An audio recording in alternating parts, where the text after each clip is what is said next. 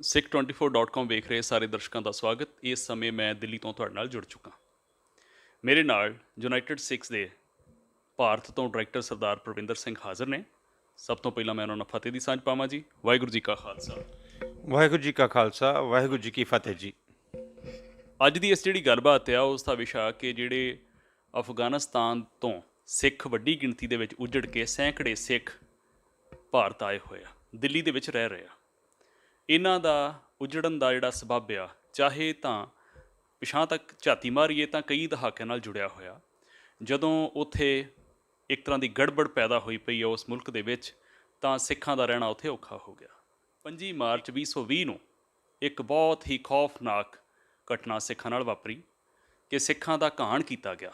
ਗੁਰਦੁਆਰਾ ਸ੍ਰੀ ਗੁਰੂ ਹਰਿਰਾਏ ਸਾਹਿਬ ਦੇ ਵਿੱਚ ਦਹਿਸ਼ਤਗਰਦਾਂ ਵੱਲੋਂ ਵੜ ਕੇ 4 ਦੇ ਕਰੀਬ ਦਹਿਸ਼ਤਗਰਦ ਸਨ, ਉਹਨਾਂ ਨੇ 5 ਸਿੱਖਾਂ ਨੂੰ ਸ਼ਹੀਦ ਕਰ ਦਿੱਤਾ। ਅਤੇ ਉਸ ਤੋਂ ਉਪਰੰਤ ਜਿਹੜੇ ਸਿੱਖ ਸਨ ਉਹਨਾਂ ਨੂੰ ਉੱਥੋਂ ਆਪਣੀਆਂ ਜਾਨਾਂ ਬਚਾਉਣ ਦੇ ਲਈ ਭਾਰਤ ਵੱਲ ਮੂੰਹ ਕਰਨਾ ਪਿਆ। ਅਤੇ ਉਹ ਇੱਥੇ ਕਿਵੇਂ ਪਹੁੰਚੇ ਆ, ਵੱਖ-ਵੱਖ ਸੰਸਥਾਵਾਂ ਨੇ ਉਹਨਾਂ ਦਾ ਸਾਥ ਦਿੱਤਾ, ਜਿਹਦੇ ਵਿੱਚ ਯੂਨਾਈਟਿਡ ਸਿੱਖਸ ਵੀ ਇੱਕ ਆ। ਬੇਸ਼ੱਕ ਦਿੱਲੀ ਸਿੱਖ ਗੁਰਦੁਆਰਾ ਪ੍ਰਬੰਧਕ ਕਮੇਟੀ ਨੇ ਵੀ ਉਹਨਾਂ ਦਾ ਸਾਥ ਦਿੱਤਾ। ਕੁਛ ਉਂਝ ਵੀ ਜਿਹੜੀ ਸਿੱਖ ਪਰਸਨੈਲਿਟੀਜ਼ ਹੁੰਦੀਆਂ ਉਹ ਵੀ ਕੁਝ ਕੁ ਇਸ ਕੰਮ ਲਈ ਅੱਗੇ ਆਈਆਂ। ਯੂਨਾਈਟਿਡ ਸਿੱਖਸ ਦਾ ਰੋਲ ਜਿਹੜਾ ਵਾ ਉਹ ਇੱਥੋਂ ਦੇ ਡਾਇਰੈਕਟਰ ਦੇ ਜ਼ੁਬਾਨੀ ਮੈਂ ਜਾਣਨਾ ਚਾਹੁੰਦਾ ਕਿ ਇਹਨਾਂ ਨੇ ਅਫਗਾਨੀ ਸਿੱਖਾਂ ਦੀ ਭਲਾਈ ਲਈ, ਉਹਨਾਂ ਦੇ ਮੁੜ ਵਸੇਬੇ ਲਈ ਕੀ ਯਤਨ ਕੀਤੇ ਆ, ਉਹਨਾਂ ਦੀ ਜ਼ੁਬਾਨੀ ਜਾਣਦੇ ਆ। ਹਾਂਜੀ ਭਾਈ ਸਾਹਿਬ, ਜਦੋਂ ਇਹ ਗੱਲ ਵਾਪਰੀ ਅੱਜ 1 ਸਾਲ ਹੋਇਆ, ਬੜਾ ਦੁਖਦਾਈ ਗੱਲ ਆ। ਅਤੇ ਸਭ ਤੋਂ ਪਹਿਲਾਂ ਤਾਂ ਆਪਾਂ ਇਸ ਘਟਨਾ ਨੂੰ ਚੇਤੇ ਕਰਦੇ ਹੋਏ, ਜਦੋਂ ਤੁਸੀਂ ਚੇਤੇ ਕਰਦੇ ਹੋ ਕਿ 1 ਸਾਲ ਦੇ ਵਿੱਚ ਚਾਹੇ ਕੁਝ ਘਟਨਾਵਾਂ ਹੋਰ ਵਾਪਰਦੀਆਂ, ਨਵਾਂ ਰੂਪ ਲੈ ਲੈਂਦੀਆਂ, ਪਰ ਦੁਖਦਾਈ ਪਹਿਲੂ ਵਜੋਂ ਤੁਸੀਂ ਇਸ ਘਟਨਾ ਨੂੰ ਕਿੱਦਾਂ ਯਾਦ ਕਰਦੇ ਹੋ? ਦੇਖੋ ਜੀ, ਇਹ ਬੜੀ ਮੰਦਭਾਗੀ ਘਟਨਾ ਹੈਗੀ ਸੀ ਜਿਹੜੇ ਸਾਡੇ ਅਫਗਾਨਿਸਤਾਨ ਦੇ ਸਿੱਖ ਔਰ ਹਿੰਦੂ ਵੀਰਾਂ ਨਾਲ ਉੱਥੇ ਹੋਈ। 25 ਮਾਰਚ 2020 ਨੂੰ ਗੁਰਦੁਆਰਾ ਸਾਹਿਬ ਦੇ ਵਿੱਚ ਅਟੈਕ ਹੋਇਆ ਔਰ 25 ਲੋਕ ਜਿਹੜੇ ਹੈਗੇ ਨੇ ਉਹਦੇ 'ਚ ਸ਼ਹੀਦ ਹੋਏ, ਜਿਹਦੇ 'ਚ ਉਹਨਾਂ ਦਹਿਸ਼ਤਗਰਦਾਂ ਨੇ ਇਹ ਨਹੀਂ ਦੇਖਿਆ ਕਿ ਬੱਚੇ ਹੈਗੇ ਨੇ, ਬਜ਼ੁਰਗ ਹੈਗੇ ਨੇ, ਬੀਬੀਆਂ ਹੈਗੀਆਂ ਨੇ, ਕੌਣ ਹੈਗਾ। ਔਰ ਨਾਲ ਸਭ ਨਾਲੋਂ ਵੱਡੀ ਚੀਜ਼, ਉਹਨਾਂ ਦਾ ਕੋਈ ਪੋਲੀਟੀਕਲ ਕੋਈ ਲਿੰਕ ਕਿਸੇ ਉਹਦੇ ਨਾਲ ਨਹੀਂ ਹੈਗਾ ਸੀ, ਤਾਂ ਵੀ ਉਹਨਾਂ ਨੇ ਸ਼ਹਾਦਤ ਦਾ ਜਾਮ ਜਿਹੜਾ ਹੈਗਾ ਪੀਤਾ ਹੈਗਾ।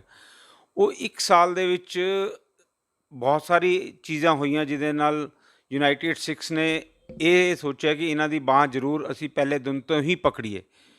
ਸ਼ੁਰੂਆਤ ਦੇ ਵਿੱਚ ਜਦੋਂ ਇਹ ਇਨਸੀਡੈਂਟ ਹੋਇਆ, ਉਸ ਤੋਂ ਬਾਅਦ ਸਾਡੀ ਪੂਰੀ ਟੀਮ ਨੇ, ਇੰਟਰਨੈਸ਼ਨਲ ਟੀਮ ਨੇ, ਇੰਡੀਆ ਚੈਪਟਰਸ ਦੇ ਨਾਲ ਸਾਰੇ ਚੈਪਟਰਸ ਨੇ ਮਿਲ ਕੇ ਇਹ ਡਿਸਾਈਡ ਕੀਤਾ ਕਿ ਉਸ ਵਕਤ ਜਿਹੜੇ ਸ਼ਹੀਦ ਪਰਿਵਾਰ ਹਨ ਉਹਨਾਂ ਨੂੰ ਕੁਛ ਮੋਨੀਟਰੀ ਜਿਹੜੀ ਹੈਗੀ ਹੈਲਪ ਕੀਤੀ ਜਾਏ, ਜੋ ਯੂਨਾਈਟਿਡ ਸਿੱਖਸ ਦੀ ਤਰਫੋਂ ਕੀਤੀ ਗਈ।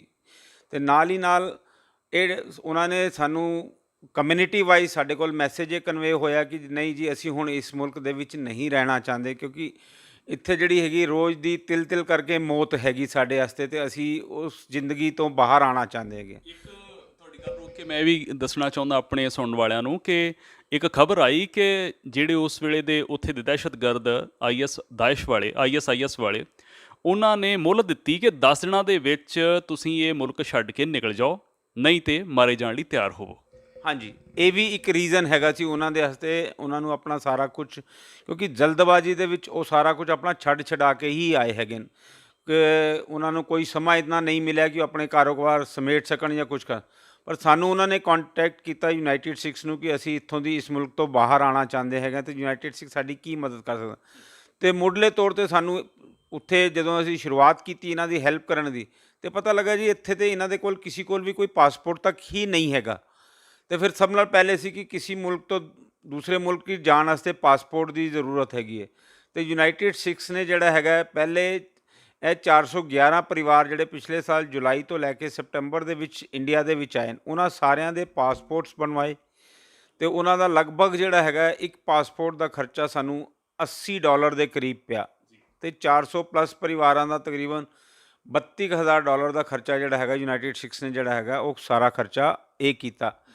ਫਿਰ ਇੱਥੇ ਆਉਣ ਤੋਂ ਬਾਅਦ ਜਿਹੜਾ ਹੈਗਾ ਇਹਨਾਂ ਦੀ ਸਭ ਨਾਲੋਂ ਵੱਡੀ ਸੀ ਕਿ ਇਹਨਾਂ ਨੂੰ ਜ਼ਰੂਰਤ ਦੇ ਸਮਾਨ, ਇਹਦੇ 'ਚ ਮੈਂ ਇੱਕ ਚੀਜ਼ ਐਡ ਕਰਨਾ ਚਾਹਾਂਗਾ ਕਿ ਸਿਰਫ ਯੂਨਾਈਟਿਡ ਸਿੱਖਸ ਹੀ ਨਹੀਂ, ਹੋਰ ਵੀ ਬਹੁਤ ਸਾਰੀਆਂ ਸੰਸਥਾਵਾਂ ਸਨ ਜਿਨ੍ਹਾਂ ਨੇ ਇਹਨਾਂ ਦੀ ਬਾਂਹ ਪਕੜੀ, ਜਿਹਦੇ ਗੁਰਦੁਆਰਾ ਪ੍ਰਬੰਧਕ ਕਮੇਟੀ ਵੀ ਸੀ। ਉਹਨਾਂ ਨੇ ਆਪਣੇ, ਕਿਉਂਕਿ ਉਸ ਟਾਈਮ ਲਾਕਡਾਊਨ ਦਾ ਪੀਰੀਅਡ ਸੀ, ਇੱਕ ਤਾਂ ਬਹੁਤ ਵੱਡੀ ਇਹ ਚੀਜ਼ ਸੀ ਕਿ ਲਾਕਡਾਊਨ ਦੇ ਵਿੱਚ ਕੋਈ ਬੰਦਾ ਆਪਣੇ ਘਰੋਂ ਬਾਹਰ ਨਹੀਂ ਨਿਕਲ ਰਿਹਾ ਸੀ, ਅਤੇ ਗੌਰਮੈਂਟ ਨੇ ਅਲਾਓ ਕੀਤਾ ਇੱਕ ਮੁਲਕ ਤੋਂ ਦੂਸਰੇ ਮੁਲਕ ਦੇ ਵਿੱਚ ਆਉਣ ਵਾਸਤੇ ਔਰ ਵੀਜ਼ਾਸ ਦਿੱਤੇ। ਅਤੇ ਗੁਰਦੁਆਰਾ ਪ੍ਰਬੰਧਕ ਕਮੇਟੀ ਨੇ ਇਹਨਾਂ ਨੂੰ ਆਪਣੇ ਗੁਰੂ ਘਰਾਂ ਦੇ ਵਿੱਚ ਜਿਹੜਾ ਹੈਗਾ ਕੁਆਰੰਟਾਈਨ ਕਰਾਇਆ ਸਭ ਨੂੰ, ਦਿੱਲੀ ਸਿੱਖ ਗੁਰਦੁਆਰਾ ਪ੍ਰਬੰਧਕ ਕਮੇਟੀ ਨੇ।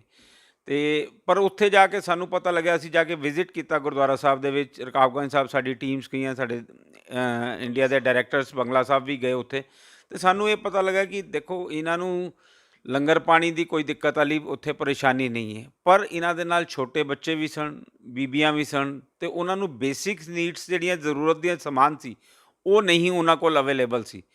ਫਿਰ ਯੂਨਾਈਟਿਡ ਸਿੱਖਸ ਦੀ ਟੀਮ ਨੇ ਡਿਸਾਈਡ ਕੀਤਾ ਕਿ ਇਹਨਾਂ ਨੂੰ ਬੇਸਿਕ ਨੀਡਸ ਦੀਆਂ ਸਾਰੀਆਂ ਸਮਾਨ ਜਿਹੜਾ ਹੈਗਾ ਇਹਨਾਂ ਨੂੰ ਪ੍ਰੋਵਾਈਡ ਕੀਤਾ ਜਾਏ। ਬੱਚਿਆਂ ਨੂੰ ਜਿਸ ਤਰ੍ਹਾਂ ਖਾਣਾ ਪੀਣ ਵਾਸਤੇ ਦੁੱਧ ਵੀ ਚਾਹੀਦਾ ਹੈਗਾ, ਅਤੇ ਬਿਸਕਿਟਸ ਵੀ ਚਾਹੀਦੇ ਨੇ, ਅਤੇ ਹੋਰ ਵੀ ਚੀਜ਼ਾਂ ਚਾਹੀਦੀਆਂ, ਲੇਡੀਜ਼ ਨੂੰ ਲੇਡੀਜ਼ ਦੀਆਂ ਚੀਜ਼ਾਂ ਚਾਹੀਦੀਆਂ ਹੈਗੀਆਂ, ਉਹ ਸਾਰੀਆਂ ਚੀਜ਼ਾਂ ਅਸੀਂ ਪ੍ਰੋਵਾਈਡ ਕਰਵਾਈਆਂ ਉੱਥੇ। ਅਤੇ ਕੁਆਰੰਟਾਈਨ ਤੋਂ ਬਾਅਦ ਮੋਸਟਲੀ ਜਿਹੜੇ ਇਹ ਲੋਕ ਹੈਗੇ ਨੇ ਹਿੰਦੂ ਔਰ ਸਿੱਖ ਪਰਿਵਾਰ, ਇਹ ਵੈਸਟ ਦਿੱਲੀ ਦੇ ਵਿੱਚ ਹੀ ਆਏ, ਕਿਉਂਕਿ ਇਹਨਾਂ ਦੇ ਜਿਹੜੇ ਪਹਿਲੇ ਫੈਮਿਲੀ ਮੈਂਬਰਸ ਜਾਂ ਰਿਲੇਟਿਵਸ ਜੋ ਵੀ ਹੈਗਾ ਉਹ ਇੱਥੇ ਆਏ ਹੋਏ ਜਦੋਂ ਦੇ, ਉਹ ਇਸੀ ਏਰੀਆ ਦੇ ਵਿੱਚ ਵਸੇ ਹੋਏ ਸਨ। ਮੈਂ ਤੁਹਾਨੂੰ ਰੋਕ ਕੇ ਪੁੱਛਣਾ ਚਾਹੁੰਦਾ ਕਿ ਜਿਹੜੇ 411 ਇਨਸਾਨ ਆਏ, ਬੰਦੇ ਹੋਣ ਜਾਂ ਬੀਬੀਆਂ ਹੋਣ, ਉਹ ਸਾਰੇ ਸਿੱਖ ਹੀ ਸਨ ਕਿ ਉਹਨਾਂ 'ਚ ਹਿੰਦੂ ਵੀ ਆਏ? ਨਹੀਂ ਜੀ, ਉਹਨਾਂ 'ਚ ਹਿੰਦੂ ਔਰ ਸਿੱਖ ਦੋਨੋਂ ਸਨ। ਤਕਰੀਬਨ ਕਿੰਨਾ? ਬਹੁਤੇਰੀ ਗਿਣਤੀ 'ਚ ਸਿੱਖ ਪਰਿਵਾਰ ਸਨ, ਬਹੁਤ ਘੱਟ ਗਿਣਤੀ ਦੇ ਵਿੱਚ ਜਿਹੜੇ ਹੈਗੇ ਹਿੰਦੂ ਫੈਮਿਲੀ ਸਨ। ਟੋਟਲ 87 ਪਰਿਵਾਰ ਆਏ ਸਨ, ਜਿਹਦੇ 'ਚੋਂ ਅਸੀਂ ਕਹਿ ਸਕਦੇ ਹਾਂ 6-7 ਪਰਿਵਾਰ ਜਾਂ 10 ਪਰਿਵਾਰ ਮੈਕਸੀਮਮ ਜਿਹੜੇ ਹੈਗੇ ਹਿੰਦੂ ਪਰਿਵਾਰ ਸਨ। ਹਾਂਜੀ, ਅਤੇ ਬਾਕੀ ਸਾਰੇ ਸਿੱਖ ਪਰਿਵਾਰ ਸਨ। ਹਾਂਜੀ। ਅਤੇ ਇਸ ਤੋਂ ਬਾਅਦ ਫਿਰ ਇਹ ਕਿੰਨਾ ਸਮਾਂ ਚੱਲਦਾ ਰਿਹਾ? ਜਿਹੜੀਆਂ ਸੇਵਾਵਾਂ ਤੁਸੀਂ ਮੁੱਢਲੀਆਂ ਸਹੂਲਤਾਂ ਗੁਰਦੁਆਰਾ ਸਾਹਿਬ ਜਾ ਕੇ ਮੁਹੱਈਆ ਕਰਵਾਈਆਂ ਇਹਨਾਂ ਨੂੰ, ਉਹ ਦੌਰ ਕਿੰਨਾ ਚਿਰ ਚੱਲਦਾ ਰਿਹਾ? ਦੇਖੋ ਜੀ, ਉਹ ਤਾਂ ਕੁਆਰੰਟਾਈਨ ਦਾ ਦੌਰ ਸੀ, ਉਸ 14 ਦਿਨ 15 ਦਿਨ ਦਾ ਦੌਰ ਸੀ, ਜਿਹਦੇ 'ਚ ਅਸੀਂ ਇਹ ਚੀਜ਼ਾਂ ਉਹਨਾਂ ਨੂੰ ਮੁਹੱਈਆ ਕਰਾਈਆਂ। ਪਰ ਉਸ ਤੋਂ ਬਾਅਦ ਜਦੋਂ ਇਹ ਇੱਥੇ ਆ ਗਏ, ਅਤੇ ਤਾਂ ਜਿਹੜਾ ਹੈਗਾ ਉਸ ਟਾਈਮ ਲਾਕਡਾਊਨ ਦੇ ਵਿੱਚ ਇਹ ਪ੍ਰੋਬਲਮ ਸੀ ਕਿ ਕਿਸੇ ਕੋਲ ਰਾਸ਼ਨ ਦੀ ਸੁਵਿਧਾ ਨਹੀਂ ਸੀ, ਕੋਈ ਕੁਛ ਨਹੀਂ ਸੀ। ਅਸੀਂ ਫਿਰ ਪਹਿਲੇ ਸਭ ਨਾਲ ਕੰਮ ਇਹ ਕੀਤਾ ਕਿ ਜਿੱਥੇ ਵੀ ਇਹ ਰਹਿ ਰਹੇ ਸਨ ਇਹਨਾਂ ਨੂੰ ਰਾਸ਼ਨ ਵਗੈਰਾ ਪ੍ਰੋਵਾਈਡ ਕਰਨਾ ਸ਼ੁਰੂ ਕੀਤਾ। ਅਤੇ ਫਿਰ ਇਹਨਾਂ 87 ਪਰਿਵਾਰਾਂ ਦੇ ਵਿੱਚੋਂ ਇਹ ਡਿਸਾਈਡ ਹੋਇਆ ਕਿ 11 ਪਰਿਵਾਰ ਯੂਨਾਈਟਿਡ ਸਿੱਖਸ ਜਿਹੜਾ ਹੈਗਾ ਸਪੋਂਸਰਡ ਕਰੇਗਾ। ਅਤੇ ਤਾਂ ਅਸੀਂ ਬਾਹਰਲੀ ਜਿਹੜੀ ਹੈਗੇ ਹੋਰ ਜਿਹੜੀ ਜਥੇਬੰਦੀਆਂ ਸਨ ਜਿਹੜੀਆਂ ਸਪੋਂਸਰ ਕਰ ਰਹੀਆਂ ਸਨ ਇਹਨਾਂ ਨੂੰ, ਉਹਨਾਂ ਦੇ ਨਾਲ ਇਨ ਐਗਰੀਮੈਂਟ ਅਸੀਂ ਇਸ ਚੀਜ਼ ਨੂੰ ਕਿਹਾ ਕਿ ਜਿਹੜਾ ਹੈਗਾ ਠੀਕ ਹੈ ਜੀ, ਇਹ 11 ਪਰਿਵਾਰ ਹੈਗੇ ਨੇ, ਅਤੇ ਇਹਨਾਂ ਨੂੰ ਅਸੀਂ 1 ਸਾਲ ਦੇ ਵਾਸਤੇ ਅਸੀਂ ਹਰ ਚੀਜ਼ ਮੁਹੱਈਆ ਕਰਾਵਾਂਗੇ। ਜਿਹਦੇ 'ਚ ਇਹ ਸੀ ਕਿ ਪਹਿਲੇ ਸ਼ੁਰੂਆਤ ਵਿੱਚ ਇਹ ਕਿਉਂਕਿ ਉਜੜ ਕੇ ਆਏ ਸਨ, ਅਤੇ ਇਹਨਾਂ ਨੂੰ ਘਰ-ਬਾਰ ਦੇ ਵਾਸਤੇ ਸਾਰੇ ਸਮਾਨ ਦੀ ਜ਼ਰੂਰਤ ਸੀ। ਅਸੀਂ ਉਹਦੇ ਜਿਹੜਾ ਹੈਗਾ ਇਹਨਾਂ ਨੂੰ ਸਾਰਾ ਘਰ ਦਾ ਸਮਾਨ ਮੁਹੱਈਆ ਕਰਾਇਆ, ਜਿਹਦੇ 'ਚ ਵਾਸ਼ਿੰਗ ਮਸ਼ੀਨ ਤੋਂ ਲੈ ਕੇ, ਫਰਿੱਜ ਤੋਂ ਲੈ ਕੇ, ਕੁਕਿੰਗ ਰੇਂਜ ਲੈ ਕੇ, ਬਰਤਨ ਭਾਂਡੇ, ਘਰਾਂ ਦੀਆਂ ਜ਼ਰੂਰਤਾਂ ਹੈਗੀਆਂ ਜਿਹੜੀਆਂ ਹੋਣੀਆਂ ਚਾਹੀਦੀਆਂ, ਬੇਸਿਕ ਨੀਡਸ ਦੀਆਂ ਜਿਹੜੀ ਆਈਟਮਸ ਸਾਰੀਆਂ ਅਸੀਂ ਇਹਨਾਂ ਨੂੰ ਪ੍ਰੋਵਾਈਡ ਕਰਾਈਆਂ। ਜਿਹੜੀ ਲਗਭਗ ਜਿਹੜਾ ਹੈਗਾ ਇੱਕ ਪਰਿਵਾਰ ਨੂੰ 70,000 ਰੁਪਏ ਦਾ ਸਮਾਨ ਜਿਹੜਾ ਅਸੀਂ ਕਹਿ ਸਕਦੇ ਹਾਂ ਕਿ ਅਸੀਂ ਪ੍ਰੋਵਾਈਡ ਤੁਹਾਨੂੰ ਨਹੀਂ ਕਹਿਣਾ ਚਾਹੀਦਾ, ਪਰ ਹਾਂ ਠੀਕ ਹੈ। ਇਹ ਜਿਹੜੇ 11 ਪਰਿਵਾਰ ਅਤੇ ਉਹਨਾਂ ਦੇ ਜੀਅ ਕਿੰਨੇ ਕੁ ਬਣੇ ਅੱਗੇ? ਔਨ ਐਂਡ ਐਵਰੇਜ ਜਿਹੜਾ ਹੈਗਾ ਜੀ ਇਹਨਾਂ ਦਾ ਤਕਰੀਬਨ 5 ਤੋਂ 6 ਬੰਦਿਆਂ ਦਾ ਜਿਹੜਾ ਹੈਗਾ ਇੱਕ ਪਰਿਵਾਰ ਦੇ ਵਿੱਚ ਉਹ ਹੈਗਾ 60-65 ਦੇ ਕਰੀਬ ਇਹਨਾਂ ਦੇ ਪਰਿਵਾਰ ਦੇ ਜੀ ਸਨ। ਇੰਡੀਵਿਜੂਅਲਸ ਕਹਿ ਸਕਦੇ ਹਾਂ 65 ਦੇ ਕਰੀਬ ਇੰਡੀਵਿਜੂਅਲ ਹੈਗੇ ਜਿਨ੍ਹਾਂ ਦੀ ਅਸੀਂ ਯੂਨਾਈਟਿਡ ਸਿੱਖਸ ਨੇ ਬਾਂਹ ਪਕੜੀ। ਉਹ ਜਿਹੜੀ ਮਦਦ ਆ ਸਤੰਬਰ ਤੋਂ ਲੈ ਕੇ ਜਦੋਂ ਪਹੁੰਚੇ ਹੁਣ ਤੱਕ ਬਾਦਸਤੂਰ ਜਾਰੀ ਹੈ? ਹਾਂਜੀ, ਉਹ ਐਕਚੁਅਲੀ ਇਨ ਐਗਰੀਮੈਂਟ ਇਹਨਾਂ ਨੂੰ ਬਾਕੀ, ਕਿਉਂਕਿ ਜਦ ਤੱਕ ਜਿਹੜਾ ਹੈਗਾ ਸੀ ਦਿੱਲੀ ਗੁਰਦੁਆਰਾ ਪ੍ਰਬੰਧਕ ਕਮੇਟੀ ਔਰ ਇਹਨਾਂ ਦੀ ਆਪਣੀ ਕਮਿਊਨਿਟੀ ਵਾਈਜ਼ ਜਦ ਤੱਕ ਅਸੀਂ ਡਿਸਾਈਡ ਕੀਤਾ, ਅਤੇ ਅਸੀਂ ਅਕਤੂਬਰ ਐਂਡ ਤੋਂ ਬਾਅਦ ਇਹਨਾਂ ਨੂੰ ਜਿਹੜਾ ਹੈਗਾ ਆਪਣੇ ਉਹਦੇ 'ਚ ਜਿਹੜਾ ਹੈਗਾ ਸਪੋਂਸਰਸ਼ਿਪ ਵਿੱਚ ਲਿਆ। ਅਤੇ ਉਹ ਸਮਾਨ ਮੁਹੱਈਆ ਕਰਾਉਣ ਤੋਂ ਬਾਅਦ ਦਸੰਬਰ ਔਨਵਰਡ ਸਾਡਾ ਇਹਨਾਂ ਦੇ ਨਾਲ ਰਿਹਾ ਕਿ ਅਸੀਂ ਇਹਨਾਂ ਨੂੰ ਹਰ ਮਹੀਨੇ ਦਾ ਇੱਕ ਮੁਸ਼ਤ ਰਕਮ ਜਿਹੜੀ ਹੈਗੀ, ਜਿਹੜਾ ਇਹਨਾਂ ਦੇ ਰੈਂਟਲ ਸਮਝ ਲਓ ਜਾਂ ਡੇਲੀ ਐਕਸਪੈਂਸਿਸ ਦੇ ਰੂਪ ਵਿੱਚ ਸਮਝ ਲਓ, ਉਹ ਅਸੀਂ ਇਹਨਾਂ ਨੂੰ ਪਿਛਲੇ 4 ਮਹੀਨੇ ਤੋਂ ਅਸੀਂ ਪ੍ਰੋਵਾਈਡ ਕਰ ਰਹੇ ਹੈਗੇ ਹਾਂ। ਇੱਕ ਸਵਾਲ ਪੁੱਛਣਾ ਹੋਵੇ ਤਾਂ ਤੁਸੀਂ 11 ਪਰਿਵਾਰਾਂ ਨੂੰ ਅਸੈਪਟ ਕੀਤਾ, ਉਹ ਯੂਨਾਈਟਿਡ ਸਿੱਖਸ ਨੇ ਆਪਣੀ ਯੋਗਤਾ ਦੇ ਅਨੁਸਾਰ 11 ਨੂੰ ਕੀਤਾ ਕਿ ਬਾਕੀ ਜਿਹੜੇ ਪਰਿਵਾਰ ਸਨ ਉਹ ਹੋਰਾਂ ਸੰਸਥਾਨ ਦੇ ਸੰਪਰਕ 'ਚ ਆ ਚੁੱਕੇ ਸਨ? ਹਾਂਜੀ, ਇਹ ਬਾਹਰ ਦੇ ਸਪੋਂਸਰਸ ਹੈਗੇ ਸਨ, ਉਹਨਾਂ ਦੇ ਨਾਲ ਮਿਊਚੁਅਲ ਅੰਡਰਸਟੈਂਡਿੰਗ ਦੇ ਨਾਲ ਜਿਹੜਾ ਹੈਗਾ ਸਾਡੇ ਕੋਲ ਜਿਹੜੇ ਪਰਿਵਾਰ ਆਏ ਉਹ ਇੱਕ ਪ੍ਰੋਵਿੰਸ ਦੇ ਸਨ, ਜਿਹੜਾ ਗਜ਼ਨੀ ਪ੍ਰੋਵਿੰਸ ਦੇ ਸਨ। ਗਜ਼ਨੀ ਪ੍ਰੋਵਿੰਸ ਦੇ ਪਰਿਵਾਰ ਸਾਡੀ ਸੇਵਾ ਦੇ ਸਾਡੇ ਕੋਲ ਆਏ, ਸਾਨੂੰ ਉਹਨਾਂ ਦੀ ਸੇਵਾ ਦਾ ਮੌਕਾ ਮਿਲਿਆ ਜਿਹੜਾ ਹੈਗਾ। ਅਤੇ ਇਸੀ ਤਰੀਕੇ ਨਾਲ ਬਾਕੀ ਜਿਹੜੇ ਬਾਹਰ ਦੇ ਸਪੋਂਸਰ ਸਨ ਉਹਨਾਂ ਨੇ ਅਲੱਗ-ਅਲੱਗ ਪ੍ਰੋਵਿੰਸ ਦੇ ਜਿਹੜੇ ਹੈਗੇ ਪਰਿਵਾਰਾਂ ਨੂੰ ਸਪੋਂਸਰਸ਼ਿਪ ਦਿੱਤੀ। ਤੇ ਇਹ ਅਸੀਂ ਹੁਣ 4 ਮਹੀਨੇ ਤੋਂ ਇਹਨਾਂ ਦੀ ਇੱਕ ਤੇ ਸੇਵਾ ਚੱਲ ਰਹੀ ਹੈਗੀ ਕਿ ਇਹਨਾਂ ਨੂੰ ਅਸੀਂ ਮੋਨੀਟਰੀ ਹੈਲਪ ਕਰ ਰਹੇ ਹੈਗੇ ਹਾਂ।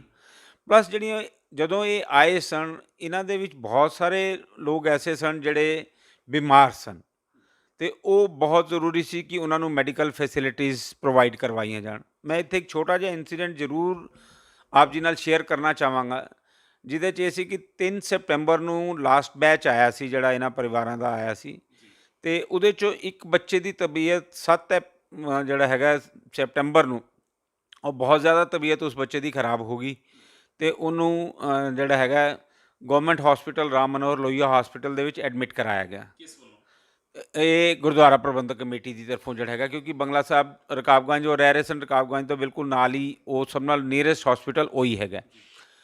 ਪਰ 8 ਤਰੀਕ ਸ਼ਾਮ ਨੂੰ ਸਾਡੇ ਕੋਲ ਉਹਨਾਂ ਦੇ ਜਿਹੜਾ ਹੈਗਾ ਪਰਿਵਾਰ ਦੇ ਵਿੱਚੋਂ ਉਹਨਾਂ ਦੇ ਜਿਹੜੇ ਲੀਡਰ ਸਾਹਿਬਾਨ ਸਨ, ਜਿਹੜੇ ਸਾਡੇ ਨਾਲ ਅਫਗਾਨਿਸਤਾਨ ਤੋਂ ਜੁੜੇ ਹੋਏ ਸਨ, ਉਹਨਾਂ ਦਾ ਮੈਨੂੰ ਮੈਸੇਜ ਆਇਆ ਕਿ ਵੀਰ ਜੀ ਇਸ ਤਰ੍ਹਾਂ ਹੈਗਾ, ਸਾਡੇ ਇਹ ਜਿਹੜੇ ਪਰਿਵਾਰ ਆਏ ਨੇ ਇਹਨਾਂ 'ਚੋਂ ਇੱਕ ਬੱਚੇ ਦੀ ਤਬੀਅਤ ਬਹੁਤ ਜ਼ਿਆਦਾ ਖਰਾਬ ਹੈਗੀ ਹੈ, ਅਤੇ ਡਾਕਟਰ ਇੱਕ ਤਰ੍ਹਾਂ ਨਾਲ ਜਵਾਬ ਹੀ ਦੇ ਰਹੇ ਹੈਗੇ ਨੇ ਕਿ ਉਹ ਬੱਚਾ ਸਰਵਾਈਵ ਨਹੀਂ ਕਰੇਗਾ। ਅਸੀਂ ਇਮੀਡੀਏਟਲੀ ਰਸ਼ ਕੀਤਾ, ਉੱਥੇ ਜਾ ਕੇ ਡਾਕਟਰਸ ਨੂੰ ਮਿਲੇ। ਉਹਨਾਂ ਨੇ ਕਿਹਾ ਜੀ ਬੱਚਾ ਕ੍ਰਿਟੀਕਲ ਹੈਗਾ, ਔਰ ਇੱਕ ਤਾਂ ਇਹਨੂੰ ਵੈਂਟੀਲੇਟਰ ਦੀ ਜ਼ਰੂਰਤ ਹੈਗੀ, ਔਰ ਨਾਲ ਦੇ ਨਾਲ ਜਿਹੜਾ ਹੈਗਾ ਇਹਨੂੰ ICU ਚਾਹੀਦਾ ਹੈਗਾ। ਬੱਚੇ ਨੂੰ ਜਿਹੜਾ ਹੈਗਾ ਨਿਮੋਨੀਆ ਦਾ ਅਟੈਕ ਸੀ, ਡਬਲ ਨਿਮੋਨੀਆ ਸੀ, ਅਤੇ ਉਹਨਾਂ ਨੇ ਕੀ ਕੀਤਾ ਹੋਇਆ ਸੀ ਕਿ ਕਿਉਂਕਿ ਕੋਵਿਡ ਦਾ ਟਾਈਮ ਸੀ, ਉਹ ਸਿੱਧੀ ਐਡਮਿਸ਼ਨ ਦਿੰਦੇ ਨਹੀਂ ਸਨ, ਅਤੇ ਉਹਨਾਂ ਨੇ ਇੱਕ ਸੈਪਰੇਟ ਵਾਰਡ ਬਣਾ ਰੱਖਿਆ ਹੈਗਾ ਸੀ, ਕੋਵਿਡ ਸਸਪੈਕਟਡ ਵਾਰਡ ਜਿਹਨੂੰ ਕਹਿ ਸਕਦੇ ਹੈਗੇ ਹਾਂ ਅਸੀਂ, ਜਿਹਦੇ ਜੈਂਟਸ ਵੀ ਹਨ, ਲੇਡੀਜ਼ ਵੀ ਹਨ, ਬੱਚੇ ਵੀ ਹਨ, ਬਜ਼ੁਰਗ ਵੀ ਹਨ। ਅਤੇ ਉੱਥੇ ਜਾ ਕੇ ਪਤਾ ਲੱਗਿਆ ਜੀ ਕਿ ਉਸ ਬੱਚੇ ਦਾ ਹਜੇ ਤੱਕ ਜਿਹੜਾ ਹੈਗਾ ਕੋਵਿਡ ਟੈਸਟ ਹੀ ਨਹੀਂ ਹੋਇਆ। ਉਹ ਫਰਾਈਡੇ ਦਾ ਦਿਨ ਸੀ ਮੇਰੇ ਹਿਸਾਬ ਨਾਲ ਸ਼ਾਇਦ, ਅਤੇ ਅੱਗੇ 2 ਦਿਨ ਜਿਹੜਾ ਹੈਗਾ ਛੁੱਟੀ ਸੀ, ਅਤੇ ਕੋਵਿਡ ਟੈਸਟ ਉਹਦਾ ਹੋਣਾ ਵੀ ਨਹੀਂ ਸੀ, ਅਤੇ ਮੰਡੇ ਨੂੰ ਹੋਣਾ ਸੀ। ਅਤੇ ਉਹਨਾਂ ਡਾਕਟਰਸ ਨੇ ਸਾਨੂੰ ਕੈਟੇਗਰੀਕਲੀ ਕਿਹਾ ਜੀ ਜਿਹੜਾ ਹੈਗਾ ਮੰਡੇ ਨੂੰ ਜਦ ਤੱਕ ਇਹਦੀ ਰਿਪੋਰਟ ਨਹੀਂ ਆਏਗੀ ਟੈਸਟ ਤੋਂ ਬਾਅਦ, ਅਤੇ ਅਸੀਂ ਇਹਨੂੰ ਨਾ ICU ਪ੍ਰੋਵਾਈਡ ਕਰ ਸਕਦੇ ਹਾਂ, ਨਾ ਹੀ ਜਿਹੜਾ ਹੈਗਾ ਵੈਂਟੀਲੇਟਰ ਅਸੀਂ ਇਹਨੂੰ ਪ੍ਰੋਵਾਈਡ ਕਰ ਸਕਦੇ ਹਾਂ। ਅਤੇ ਉਸ ਵਕਤ ਸਾਡੀ ਟੀਮ ਨੇ ਜਿਹੜਾ ਹੈਗਾ ਕਾਲ ਲਈ, ਡਿਸਾਈਡ ਕੀਤਾ ਅਤੇ ਨਾਲ ਸਰਚ ਕੀਤੀ ਕਿ ਇਸ ਵਕਤ ਕਿਹੜਾ ਚਾਈਲਡ ਜਿਹੜਾ ICU ਅਵੇਲੇਬਲ ਹੋ ਸਕਦਾ ਹੈ ਜਾਂ ਵੈਂਟੀਲੇਟਰ ਕਿਹੜੇ ਹੌਸਪੀਟਲ।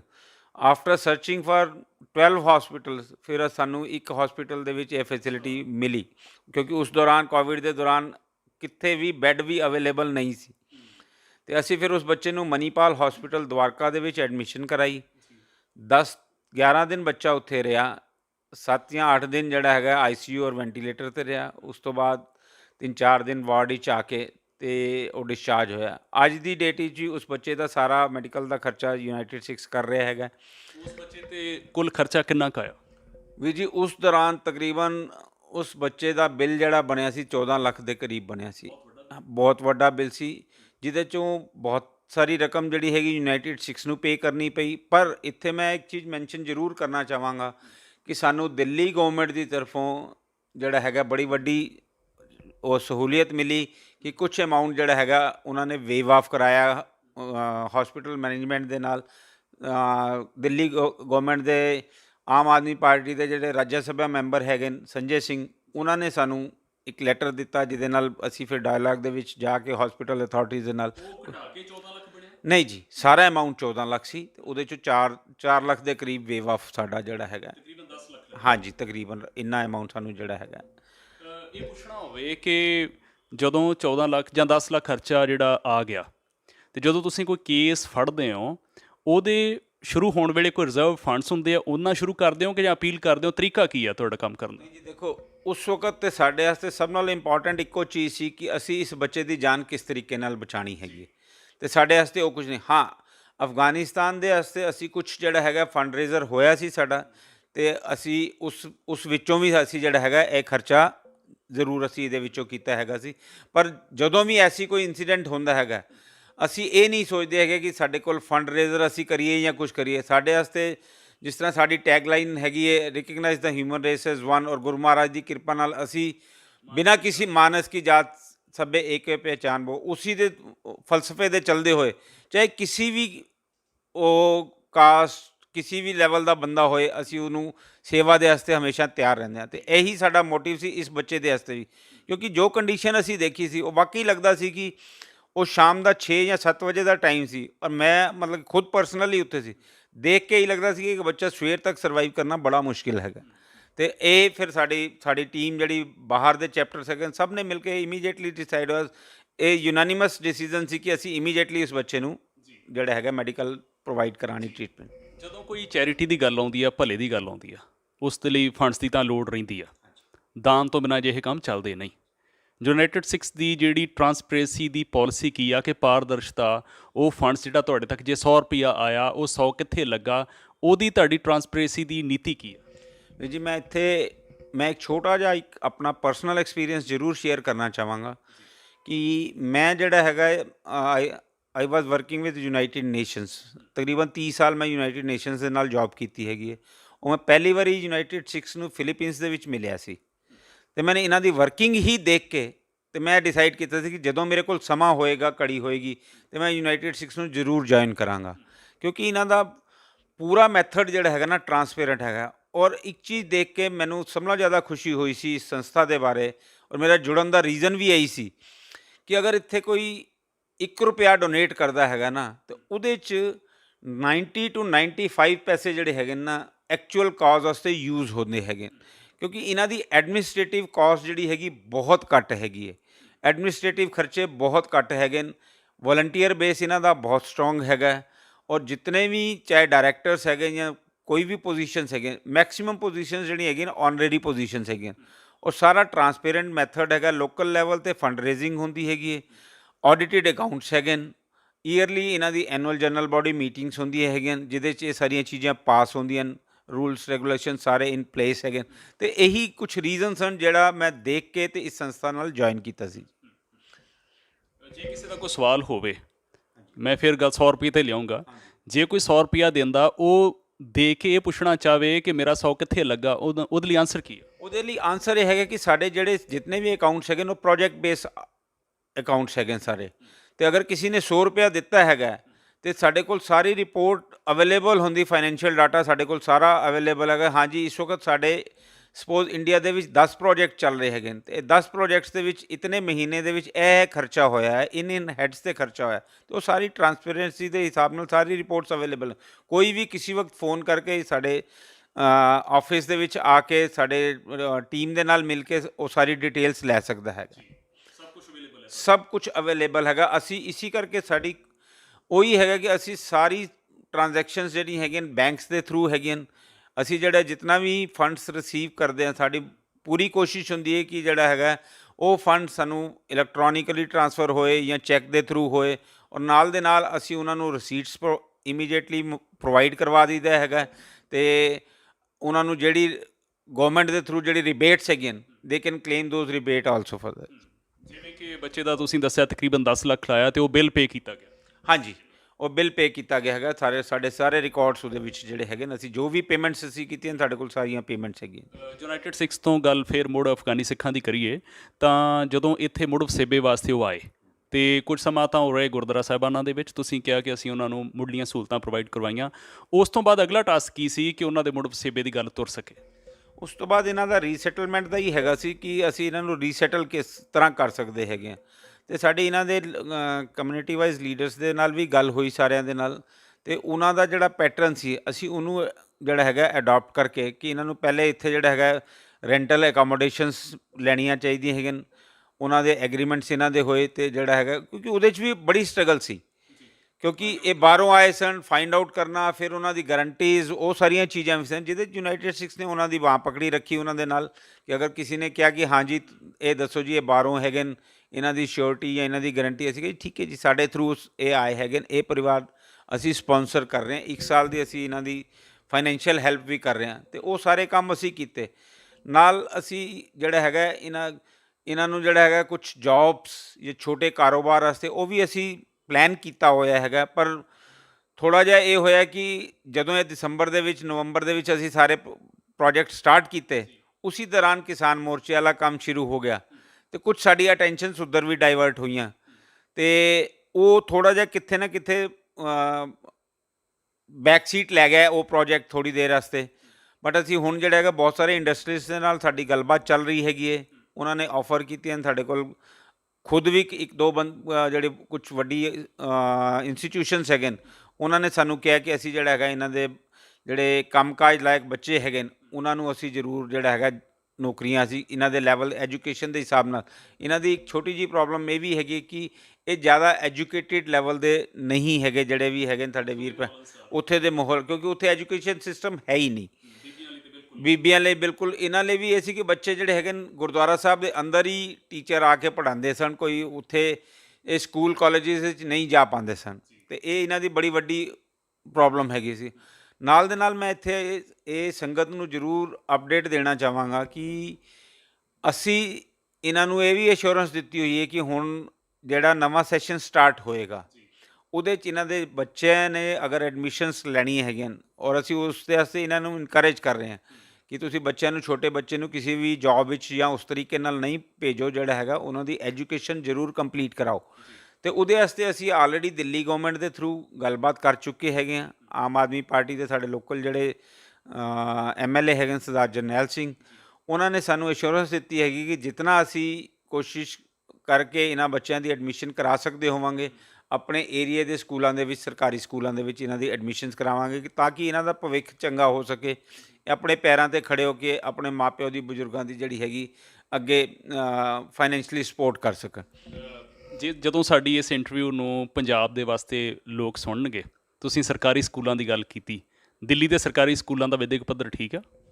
ਮੈਂ ਵੀ ਜੀ ਇੱਥੇ ਬੜੇ ਖੁਸ਼ੀ ਮੈਨੂੰ ਮਹਿਸੂਸ ਹੁੰਦੀ ਹੈਗੀ ਹੈ ਕਹਿੰਦੇ ਹੋਏ ਕਿ ਦਿੱਲੀ ਦੇ ਸਰਕਾਰੀ ਸਕੂਲਾਂ ਦਾ ਪੱਧਰ ਬਹੁਤ ਚੰਗਾ ਹੈਗਾ। ਤੁਸੀਂ ਅੱਜ ਦੀ ਡੇਟ ਵਿੱਚ ਦਿੱਲੀ ਦੇ ਸਰਕਾਰੀ ਸਕੂਲਾਂ ਨੂੰ ਇੱਕ ਵਾਰੀ ਵਿਜ਼ਿਟ ਕਰਕੇ ਦੇਖੋ, ਅਗਰ ਤੁਹਾਨੂੰ ਆਪ ਜੀ ਨੂੰ ਸਮਾਂ ਲੱਗੇ, ਅਤੇ ਉਹ ਕਿਸੇ ਨਾ ਕਿਸੇ ਇੰਟਰਨੈਸ਼ਨਲ ਲੈਵਲ ਦੇ ਸਕੂਲ ਦੀ ਤਰ੍ਹਾਂ ਹੀ ਤੁਹਾਨੂੰ ਜਿਹੜਾ ਨਜ਼ਰ ਆਏਗਾ। ਕੋਈ ਟਾਈਮ ਹੁੰਦਾ ਸੀ, ਮੈਂ ਆਪਣਾ ਸਮਾਂ ਦੱਸੀਏ, ਉਸ ਵਕਤ ਨਾ ਇਨਫਰਾਸਟਰਕਚਰ ਹੁੰਦਾ ਸੀ, ਨਾ ਹੀ ਕੋਈ ਟੀਚਰਸ ਹੁੰਦੇ ਸਨ, ਨਾ ਹੀ ਕੋਈ ਫੈਸਿਲਿਟੀਜ਼ ਹੁੰਦੀਆਂ।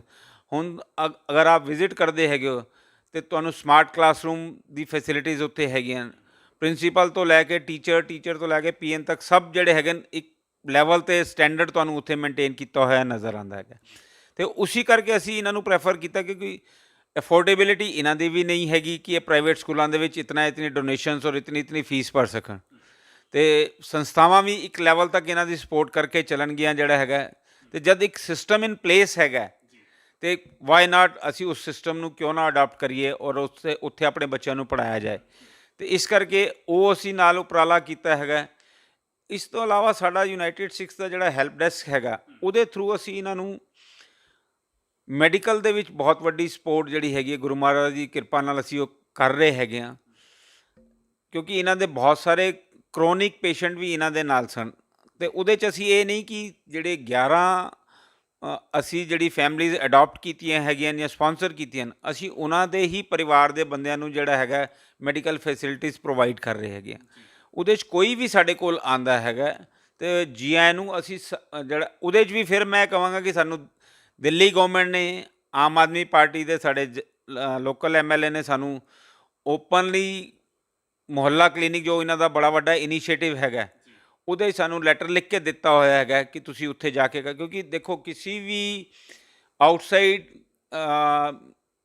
ਬੰਦਾ ਜਿਹੜਾ ਵੀ ਇੰਡੀਆ ਤੋਂ ਬਾਹਰ ਦਾ ਹੈਗਾ ਰੈਜ਼ੀਡੈਂਟ, ਉਹਨੂੰ ਇੱਥੇ ਕਿਸੇ ਵੀ ਸਰਕਾਰੀ ਸਕੂਲ, ਸਰਕਾਰੀ ਹਸਪਤਾਲ ਦੇ ਵਿੱਚ ਕੋਈ ਸਹੂਲੀਅਤ ਨਹੀਂ ਮਿਲ ਸਕਦੀ ਹੈਗੀ। ਅਤੇ ਉਹ ਇੱਕ ਤਰ੍ਹਾਂ ਦਾ ਵੇਵਰ ਹੈਗਾ ਸੀ, ਜਿਹੜੇ ਸਾਡੇ MLA ਸਾਹਿਬ ਨੇ ਸਾਨੂੰ ਇਹਨਾਂ ਦੇ ਥਰੂ ਵੇਵਰ ਮਿਲਿਆ ਕਿ ਉਹਨਾਂ ਨੇ ਇੰਸਟਰਕਟ ਕੀਤਾ ਲੋਕਲ ਅਥਾਰਟੀਜ਼ ਨੂੰ, ਜਿਹੜੀ ਹੈਗੀ ਮੁਹੱਲਾ ਕਲੀਨਿਕਸ ਨੂੰ, ਤੁਸੀਂ ਨਹੀਂ, ਇਹਨਾਂ ਨੂੰ ਜਿਹੜਾ ਹੈਗਾ ਤੁਸੀਂ ਵਿਦਾਊਟ ਦੋਜ਼ ਡਾਕੂਮੈਂਟਸ ਤੁਸੀਂ ਇਹਨਾਂ ਨੂੰ ਜ਼ਰੂਰ ਦੇਖੋਗੇ। ਅਤੇ ਉਹਦਾ ਇਹ ਹੋਇਆ ਕਿ ਇਹਨਾਂ ਦੇ ਡੇ ਟੂ ਡੇ ਰੂਟੀਨ ਦੀਆਂ ਜਿਹੜੀਆਂ ਬਿਮਾਰੀਆਂ ਸਨ ਉਹ ਉੱਥੇ ਐਡਰੈਸ ਹੋਣੀਆਂ ਸ਼ੁਰੂ ਹੋ ਗਈਆਂ। ਫਿਰ ਇਹਨਾਂ ਦਾ ਸਾਡੇ ਸਾਹਮਣੇ ਇਹ ਚੈਲੰਜ ਸੀ ਕਿ ਅਸੀਂ ਜਿਹੜੇ ਕਰੋਨਿਕ ਪੇਸ਼ੈਂਟ ਹੈਗੇ ਨੇ, ਕੁਛ ਦੇ ਜਿਹੜੇ ਹੈਗੇ ਨੇ ਆਪਰੇਸ਼ਨਸ ਹੋਣੇ, ਕੁਛ ਸਾਡੇ ਕੋਲ ਉਹ ਵੀ ਕੇਸਿਸ ਆਏ ਕਿ ਕੁਛ ਪ੍ਰੈਗਨੈਂਟ ਵੀਮਨ ਹੈਗੀਆਂ ਸਨ, ਉਹਨਾਂ ਦੀ ਜਿਹੜਾ ਹੈਗਾ ਡਿਲੀਵਰੀ ਹੋਣੀ ਹੈਗੀ ਹੈ। ਅਤੇ ਉਹ ਬੜਾ ਵੱਡਾ ਚੈਲੰਜ ਸੀ ਸਾਡੇ ਵਾਸਤੇ ਕਿ ਇਹਨਾਂ ਦੀ ਅਫੋਰਡੇਬਿਲਿਟੀ ਨਹੀਂ ਹੈ। ਇਹਨਾਂ ਨੇ ਸਾਨੂੰ ਕਿਹਾ ਜੀ ਅਸੀਂ ਜਿਹੜਾ ਹੈਗਾ ਬਾਹਰ ਇਹ ਸਾਰੇ ਕਾਰਜ ਨਹੀਂ ਕਰ ਸਕਦੇ। ਫਿਰ ਅਸੀਂ ਆਪਣੇ MLA ਸਾਹਿਬ ਨੂੰ ਮਿਲੇ, ਉਹਨਾਂ ਨਾਲ ਗੱਲਬਾਤ ਕੀਤੀ, ਫਿਰ ਉਹਨਾਂ ਨੇ ਸਾਨੂੰ ਰੂਟ ਬਣਾ ਕੇ ਦਿੱਤਾ ਕਿ ਜਿਹੜਾ ਹੈਗਾ ਜੀ ਠੀਕ ਹੈ, ਇੱਥੇ ਦਾ ਜਿਹੜੇ ਸਾਡੇ ਵੈਸਟ ਦਿੱਲੀ ਦਾ ਗੁਰੂ ਗੋਬਿੰਦ ਸਿੰਘ ਹਸਪੀਟਲ ਹੈਗਾ, ਉਹਨਾਂ ਦੇ ਅਥਾਰਟੀ ਨਾਲ, ਵਾਹਿਗੁਰੂ ਦੀ ਕਿਰਪਾ ਨਾਲ, ਉਹ ਸਾਡੇ MLA ਸਾਹਿਬ ਹੀ ਉੱਥੇ ਦੇ ਚੇਅਰਮੈਨ ਹੈਗੇ ਨੇ, ਅਤੇ ਉਹਨਾਂ ਨੇ ਉੱਥੇ ਦੀ ਬੋਡੀਜ਼ ਨਾਲ, ਉੱਥੇ ਦੇ CMOs ਨਾਲ ਗੱਲਬਾਤ ਕਰਕੇ ਤੇ ਇਹ ਸਾਡੇ ਵਾਸਤੇ ਜਰੀਆ ਰਸਤਾ ਬਣਾਤਾ ਕਿ ਅਸੀਂ ਦਿੱਲੀ ਗਵਰਨਮੈਂਟ ਦੇ ਥਰੂ ਜਿਹੜਾ ਹੈਗਾ ਉਹਨਾਂ ਦੀ ਡਿਲੀਵਰੀ ਵੀ ਕਰਾ ਸਕਦੇ ਹੈਗੇ ਹਾਂ ਤੇ ਨਾਲ ਦੇ ਨਾਲ ਕੋਈ ਆਪਰੇਸ਼ਨਸ ਹੈਗੇ ਨੇ, ਕੋਈ ਵੱਡੇ ਟੈਸਟ ਹੈਗੇ ਨੇ, ਅਲਟਰਾਸਾਊਂਡ ਹੋ ਗਿਆ, MRI ਹੋ ਗਿਆ, ਉਹ ਸਾਰੇ ਵੀ ਵਿਦਆਊਟ ਐਨੀ ਕਾਸਟ ਅਸੀਂ ਉੱਥੋਂ ਦੀ ਕਰਾਉਂਦੇ ਹੈਗੇ। ਤੇ ਇਹ ਬਹੁਤ ਵੱਡੀ ਸੇਵਾ ਹੈਗੀ ਜਿਹੜੀ ਸਾਨੂੰ ਦਿੱਲੀ ਗਵਰਨਮੈਂਟ ਤੋਂ ਵੀ ਮਿਲੀ ਔਰ ਜਿਹਦੇ ਕਰਕੇ ਇਹਨਾਂ ਨੂੰ ਬਹੁਤ ਸਾਰਾ ਬੈਨੀਫਿਟ ਹੋਇਆ। ਦੱਸ ਦਿਆਂ ਕਿ ਜਿਵੇਂ ਮੈਂ ਪਿਛਲੇ ਕੁਝ ਦਿਨਾਂ ਤੋਂ ਦਿੱਲੀ ਹੀ ਹਾਂ ਅਤੇ ਜਦੋਂ ਕੁਝ ਪਰਿਵਾਰਾਂ ਨੂੰ ਮੈਂ ਘਰਾਂ 'ਚ ਜਾ ਕੇ ਮਿਲਿਆ ਅਤੇ ਉਹਨਾਂ ਨੇ ਨਾ ਵਾਰ-ਵਾਰ ਇੱਕ ਨਾਮ ਲਿਆ, ਕਹਿਣ ਲੱਗ ਪਏ ਕਿ ਭੈਣ ਜੀ ਮਨਜੀਤ ਕੌਰ ਸਾਡੀ ਮਦਦ ਕਰਦੇ ਆ ਜਦੋਂ ਬੀਬੀਆਂ ਦਾ ਮਸਲਾ, ਚਾਹੇ ਜਣੇਪੇ ਦੀ ਗੱਲ ਜਦੋਂ ਆਉਂਦੀ ਹੈ, ਪ੍ਰੈਗਨੈਂਸੀ ਦੀ। ਅਤੇ ਇਹ ਇੱਕ ਬਹੁਤ ਚੰਗੀ ਸ਼ੁਰੂਆਤ ਆ ਕਿ ਬੀਬੀਆਂ ਦੇ ਕੰਮਾਂ ਦੇ ਵਿੱਚ ਬੀਬੀ ਹੀ ਉਹਨਾਂ ਦਾ ਸਹਿਯੋਗ ਕਰ ਸਕਦੀ ਆ। ਸੋ ਇਨ ਯੂਨਾਈਟਿਡ ਸਿੱਖਸ ਵੱਲੋਂ ਇੱਕ ਬੀਬੀ ਹੁਣਾਂ ਦੀ ਡਿਊਟੀ ਲਾਈ ਹੋਈ ਹੈ, ਮਨਜੀਤ ਕੌਰ ਨਾਮ ਉਹਨਾਂ ਦਾ, ਜਿਹੜੀਆਂ ਬੀਬੀਆਂ ਪ੍ਰਤੀ ਸੇਵਾਵਾਂ ਆਪਣੀਆਂ ਦਿੰਦੇ ਆ ਜੀ।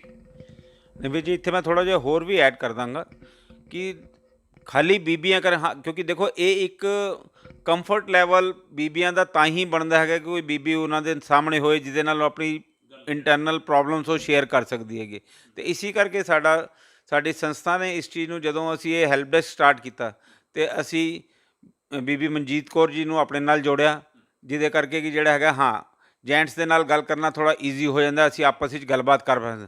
ਜਿੱਥੇ ਕਿਸੇ ਬੀਬੀ ਨੂੰ ਕੋਈ ਵੀ ਹੈਲਥ ਦੀ ਪ੍ਰੋਬਲਮ ਹੈਗੀ ਤਾਂ ਉਹ ਓਪਨ ਅਪ ਨਹੀਂ ਹੋ ਪਾਉਂਦੀਆਂ। ਅਤੇ ਇਹ ਵੀ ਥੋੜ੍ਹਾ ਜਿਹਾ ਕਮਿਊਨਿਟੀ ਵਾਈਜ਼ ਵੀ ਥੋੜ੍ਹਾ ਜਿਹਾ ਰਿਜ਼ਰਵੇਸ਼ਨ ਇਹਨਾਂ ਦੇ ਵਿੱਚ ਰਹਿੰਦੀ ਹੈਗੀ ਕਿ ਲੇਡੀਜ਼ ਜਿਹੜੀ ਹੈਗੀ ਇਤਨੀਆਂ ਓਪਨ, ਅਤੇ ਉਹਦੇ ਨਾਲ ਸਾਨੂੰ ਬਹੁਤ ਹੈਲਪ ਮਿਲੀ। ਉਹਨਾਂ ਦੀ ਸਰਵਿਸਿਜ਼ ਸਾਨੂੰ ਹਾਇਰ ਕਰਨ ਤੋਂ ਬਾਅਦ ਜਿਹੜਾ ਹੈਗਾ ਕਿ ਕੰਫਰਟ ਲੈਵਲ ਬਣ ਗਿਆ, ਇੱਕ ਬ੍ਰਿਜ ਦਾ ਕੰਮ ਹੋਇਆ ਸਾਡੇ ਨਾਲ।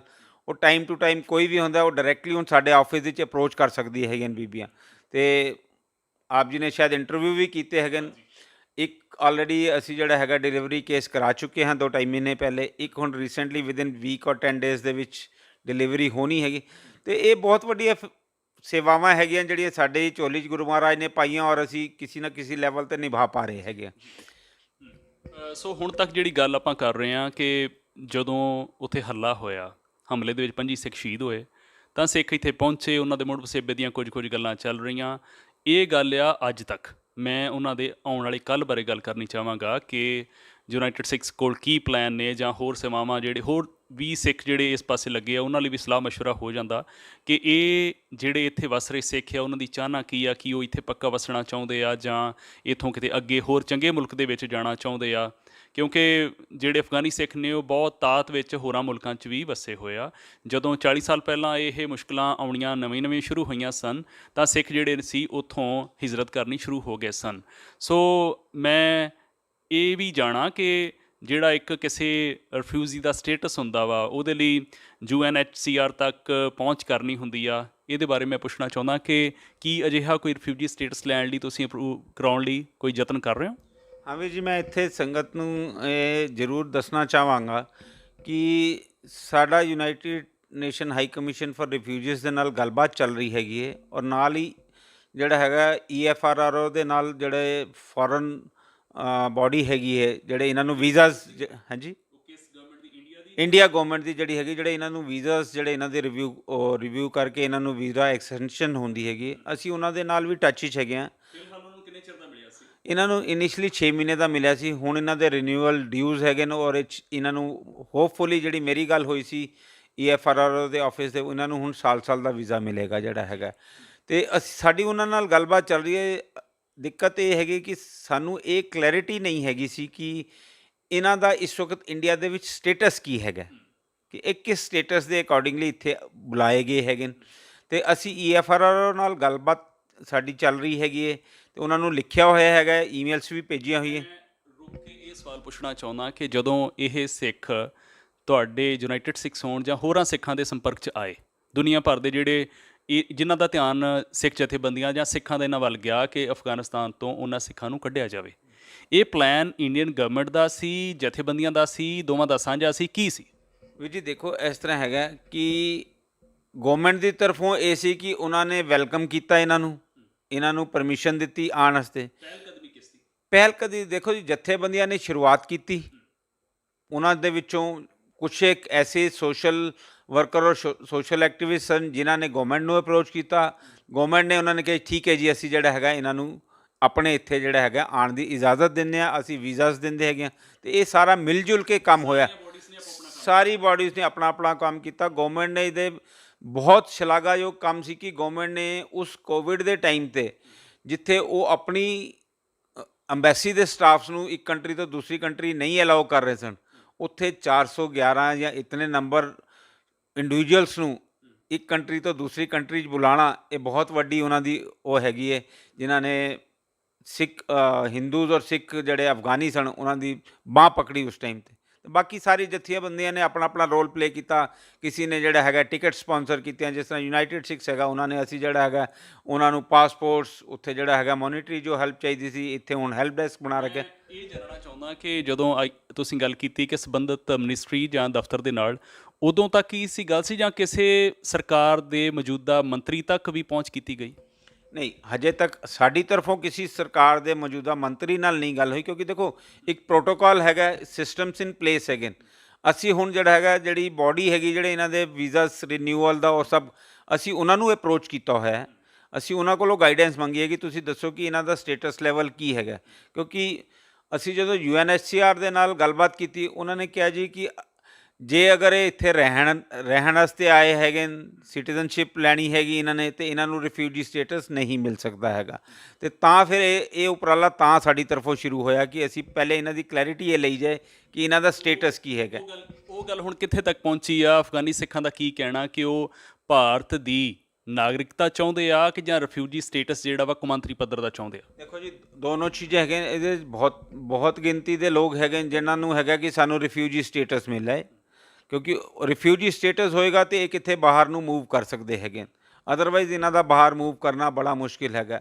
ਇਹ ਉਹਦੇ 'ਚ ਵੀ ਇਹਨਾਂ ਦੀ ਉਹ ਹੈਗੀ ਹੈ ਕਿ ਜੇ ਸਾਨੂੰ ਕੋਈ ਸਰਕਾਰ ਕੋਈ ਪਲਾਨ ਦਿੰਦੀ ਹੈਗੀ ਹੈ ਬਣਾ ਕੇ ਸਾਨੂੰ ਰੀਸੈਟਲ ਕਰਨ ਵਾਸਤੇ, ਅਤੇ ਉਹਨੂੰ ਵੀ ਇਹ ਰਿਵਿਊ ਕਰਕੇ ਅਗਰ ਇਹਨਾਂ ਦੇ ਮਨ ਮੁਤਾਬਿਕ ਜਾਂ ਇਹਨਾਂ ਦੇ ਬਿਹਤਰੀ ਵਾਸਤੇ ਹੈਗਾ, ਅਤੇ ਇਹ ਉਹਦੇ ਵਾਸਤੇ ਵੀ ਤਿਆਰ ਹੈਗੇ। ਇਹ ਨਹੀਂ ਹੈਗਾ ਕਿ ਇਹਨਾਂ ਨੂੰ ਆਊਟਰਾਈਟਲੀ ਇਹਨਾਂ ਦੀ ਤਰਫੋਂ ਮਨਾ ਹੈਗਾ ਕਿ ਅਸੀਂ ਨਹੀਂ ਇੱਥੇ ਰਹਿਣਾ ਚਾਹੁੰਦੇ, ਪਰ ਸਾਈਡ ਬਾਏ ਸਾਈਡ ਕਿਉਂਕਿ ਹਜੇ ਤੱਕ ਕੋਈ ਐਸੀ ਹੈਂਡ ਹੋਲਡਿੰਗ ਇਹਨਾਂ ਦੀ ਹੋਈ ਨਹੀਂ ਹੈਗੀ, ਅਤੇ ਇਸ ਕਰਕੇ ਥੋੜ੍ਹੀ ਘਬਰਾਹਟ ਵੀ ਹੈਗੀ ਹੈ। ਕੁਛ ਇਹਨਾਂ ਦੇ ਆਪਣੇ ਜਿਹੜੇ ਪਰਿਵਾਰਾਂ ਦੇ ਵੀਰ ਭੈਣ ਬੱਚੇ ਬਾਹਰ ਆਲਰੇਡੀ ਹੈਗੇ ਨੇ, ਅਤੇ ਉਹਨਾਂ ਦੀ ਤਰਫੋਂ ਵੀ ਇਹ ਪ੍ਰੈਸ਼ਰ ਆਉਂਦਾ ਕਿ ਨਹੀਂ ਜੀ ਤੁਸੀਂ ਜਿਹੜਾ ਹੈਗਾ ਸਾਡੇ ਕੋਲ ਆ ਜਾਓ, ਅਸੀਂ ਇੱਥੇ ਐਸਟੈਬਲਿਸ਼ਡ ਹੈਗੇ ਹਾਂ, ਤੁਹਾਨੂੰ ਅਸੀਂ ਸਪੋਰਟ ਕਰ ਲਵਾਂਗੇ ਜਿਹੜਾ ਹੈਗਾ। ਅਤੇ ਉਸ ਦੇ ਵਿੱਚ ਵੀ ਯੂਨਾਈਟਿਡ ਸਿੱਖਸ ਇੱਕ ਵਾਈਟਲ ਰੋਲ ਪਲੇ ਕਰ ਰਹੀ ਹੈਗੀ ਹੈ। ਉਹਦੇ 'ਚ ਇਹ ਹੈਗਾ ਕਿ ਮੈਂ ਆਪਣਾ ਤੁਹਾਨੂੰ ਇੱਥੇ ਦੱਸਣਾ ਚਾਹਾਂਗਾ, 2018 ਦੇ ਵਿੱਚ ਵੀ ਜਿਹੜਾ ਹੈਗਾ ਯੂਨਾਈਟਿਡ ਸਿੱਖਸ ਨੇ ਇੱਕ ਇਨੀਸ਼ੀਏਟਿਵ ਲਿਆ ਹੈਗਾ ਸੀ ਕੈਨੇਡਾ ਦੇ ਵਿੱਚ। ਜਿੰਨੇ ਵੀ ਅਫਗਾਨੀ ਪਰਿਵਾਰ ਉੱਥੇ ਰਹਿ ਰਹੇ ਹੈਗੇ ਨੇ, ਉਹਨਾਂ ਕੋਲੋਂ ਇੱਕ ਪਟੀਸ਼ਨ ਸਾਈਨ ਕਰਾ ਕੇ ਤਕਰੀਬਨ 5000 ਬੰਦਿਆਂ ਨੇ ਉੱਥੇ ਪਟੀਸ਼ਨ ਸਾਈਨ ਕੀਤੀ ਸੀ। ਇਹ ਜਾਣਕਾਰੀ ਇੱਕ ਨਵੀਂ ਆ ਸਾਡੇ ਲਈ ਕਿ ਕੀ 5000 ਅਫਗਾਨੀ ਸਿੱਖ ਕੈਨੇਡਾ 'ਚ ਵਸਦਾ?